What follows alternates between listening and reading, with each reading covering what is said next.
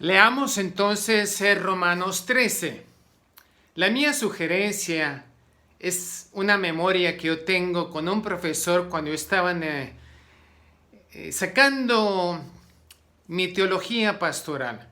El profesor nos enseñó que como predicadores teníamos que leer 50 veces el texto antes de predicar de ese texto bíblico, cuando en aquella época predicar expositivamente era una cosa muy bonita, atrayente en los Estados Unidos.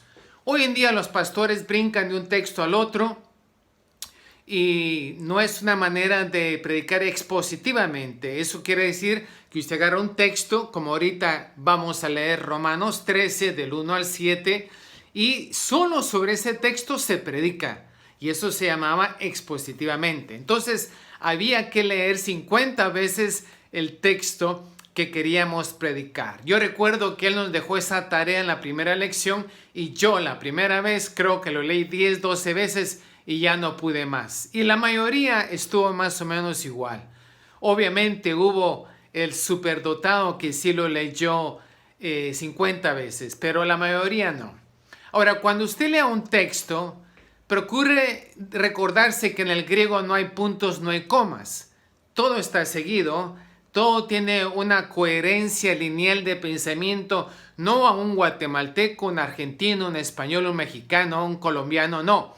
Ni siquiera un gringo o un europeo o un chino, un japonés, no. El pensamiento, en este caso paulino, viene del griego con una coherencia de pensamiento en el uso de las palabras de una manera diferente. Por lo tanto, usted tiene que leerlo con otra comodidad, le voy a llamar yo entre comillas. Entonces, yo se lo voy a leer de esta manera y preste atención sobre todo por qué existen las autoridades y por qué tenemos que estar sujetas a ellas. Esa es la pregunta, ¿no? ¿Por qué existen las autoridades establecidas por Dios y por qué tenemos que estar sujetas a ellas? ¿Qué es lo que las autoridades hacen? Esa es la pregunta. Todo ser se someta o toda alma se someta a las potestades superiores, porque no hay potestad sino de Dios, y las que son de Dios son ordenadas. Así que el que se opone a la potestad, a la ordenación de Dios, resiste. Y a los que resisten, ellos mismos ganan condenación para sí. Porque los magistrados o las autoridades superiores no son por temor del que hace el bien, sino del que hace lo malo. ¿Quieres pues no tener la potestad? Haz lo bueno y tendrás alabanza o premios de ella, porque es ministro de Dios para tu bien.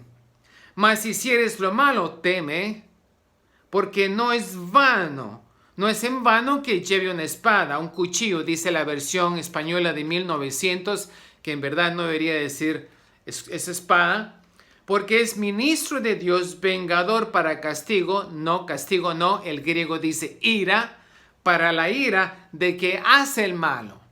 Entonces, si usted se da cuenta, la autoridad es un vengador de Dios, es un ministro, un siervo de Dios para vengar a que hace el malo. Ahora, si usted hace el bien, no tiene por qué temerle a la autoridad.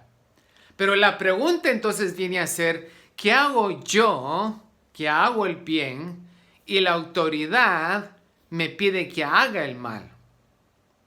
Si el bien es ofrecer salvación al mundo y me pide que cierre la boca, si hacer el bien es sanar a los que tienen un pinche virus chino, ¿por qué me tengo que detener?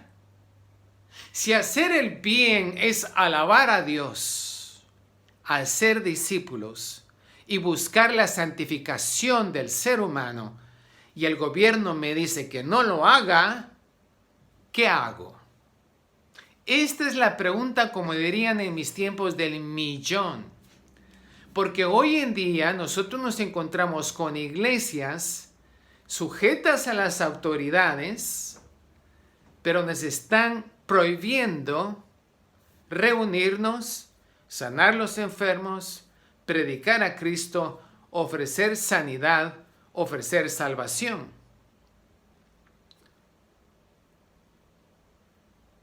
¿Por qué dejo este espacio en silencio? Porque quisiera que esto cayera sobre nosotros. Vea usted, busque qué hace la iglesia perseguida en China. Busque usted qué hace la iglesia perseguida en Cuba.